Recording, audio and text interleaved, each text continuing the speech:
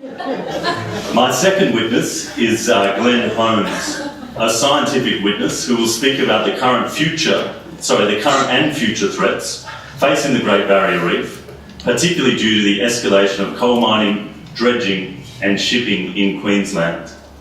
I invite the witness to the stand.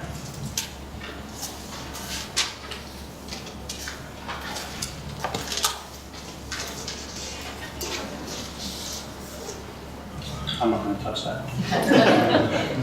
Good evening, everybody, panel members, ladies and gentlemen. My name is Dr. Glenn Holmes. I am a lecturer at the University of Queensland. I'm an expert in marine ecology, water quality, particularly as it pertains to the Great Barrier Reef. In 2009, the Great Barrier Reef Marine Park Authority released their outlook report. This report was essentially the first stocktake of the status of the Great Barrier Reef. The report identified that the reef was under threat and that there were four priority issues that were facing the reef.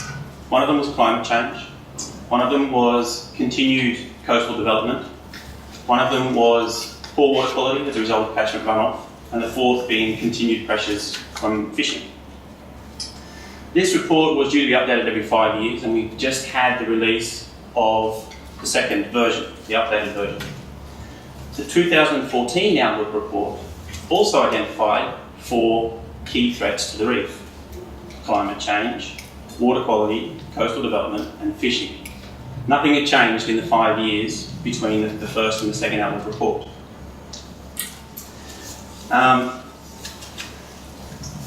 The 2014 Outlook report also recognised that climate change remained the most serious threat and that effects will be, quote, amplified by the accumulation of other impacts such as those caused by excess nutrient runoff.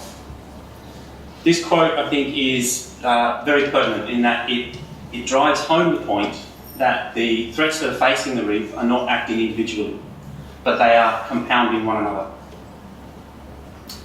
Now, one of the key pieces of scientific literature that fed into the 2014 Outlook report is one that we've already heard mentioned tonight, and that was a piece released by Glenn Garth from the Australian Institute of Marine Science and others on the 27-year decline of the Great Barrier Reef.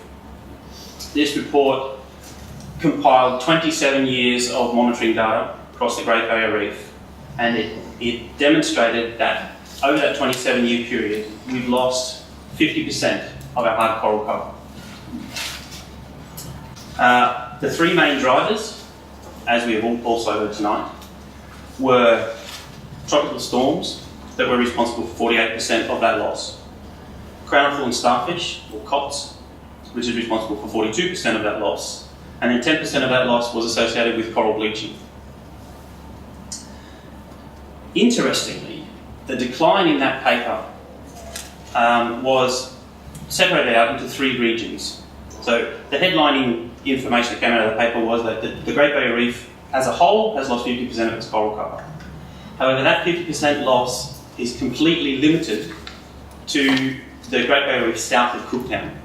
So the northern section of the Great Barrier Reef, which represents about 40% of the coral cover, is fairly steady. South of Cooktown is where most of human development exists in the Great Barrier Reef catchments. Also, interestingly enough, that paper focused on reefs that were primarily in the mid and outer regions of the Great Barrier Reef. Most of the coastal reefs were excluded from that survey data. The coastal reefs of the Great Barrier Reef are in much worse condition. There is also anecdotal evidence that suggests that the loss is in fact much greater over a longer time frame, as much as perhaps 70% of the coral has been lost. These three main drivers, two of them are associated with global warming: tropical storms and coral bleaching. The third one is associated, has been linked to excess nutrients that are coming off catchments. And sugar plantations have been identified as being the main culprit, not the only culprit, but the main culprit in driving elevated nutrients into Great Barrier Reef Lagoon.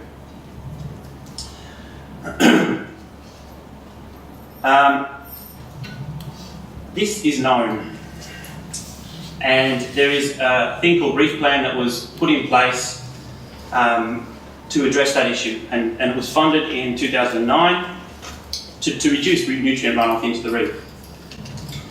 It was updated in 2013, and there was a scientific consensus statement that went with that update. The consensus of that, I'm going to read a quote from that statement.